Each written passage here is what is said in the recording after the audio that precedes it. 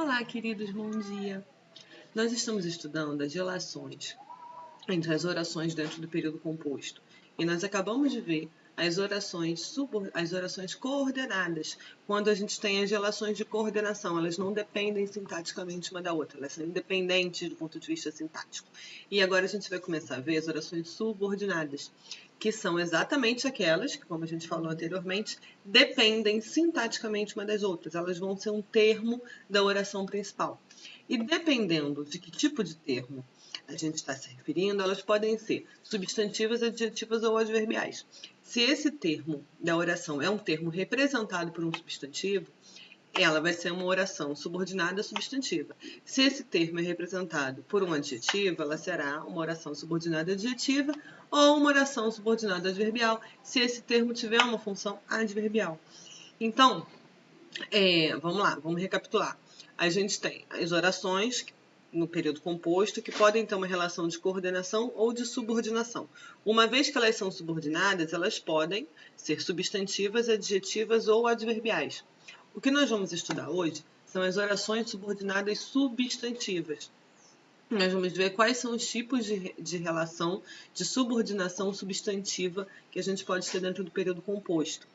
Esses nomes são muito grandes, né? Vocês têm medo, geralmente, dele. Oração subordinada, substantiva, subjetiva. O que isso quer dizer? Quer dizer apenas que a oração funciona como sujeito da outra. Olha só, ela vai ser subjetiva quando ela funcionar como sujeito da oração principal. É importante que ela vença o verbo da oração principal, o verbo ser. O que é? Qual é o sujeito do é? Que ela vença. Ora, mas que ela vença tem verbo também. Olha aí o vença. Então, é sujeito, mas tem verbo. É uma oração que funciona como sujeito da outra oração. Logo, ela é uma oração subordinada substantiva subjetiva. Simples assim. Ela também pode ser objetiva direta, quando ela fizer a função de objeto direto. Todos querem que você compareça. Quem quer, quer alguma coisa. Essa alguma coisa é o objeto direto do verbo querer, certo? Se essa alguma coisa tem um verbo dentro, que é o caso aí, ela vai ser uma oração que funciona como objeto direto da outra oração. Então, todos querem isso. Isso é objeto direto. O isso é que você compareça. Que você compareça tem verbo, é oração, oração subordinada substantiva, objetiva direta. O nome é muito grande, mas a ideia é muito simples. E é preciso que vocês tirem essas amarras da cabeça de que isso é muito complicado, porque não é. Se você sabe achar o objeto direto, você sabe classificar uma oração subordinada substantiva objetiva direta. Simples assim. Também pode ser objetiva indireta, quando ela fizer a função de objeto indireto. Duvido de que esse prefeito dê prioridade às questões sociais. Quem duvida, duvida de alguma coisa. Então, o de alguma coisa é objeto indireto do duvido. Então, o de alguma coisa que tem também verbo é uma oração subordinada, substantiva, objetiva, indireta. Pode ser completiva nominal quando funcionar como complemento nominal da outra oração. Levou a leve impressão de que já vou tarde. Levo a leve impressão de que já vou tarde. Veja bem, de que já vou tarde é o complemento de impressão, não é?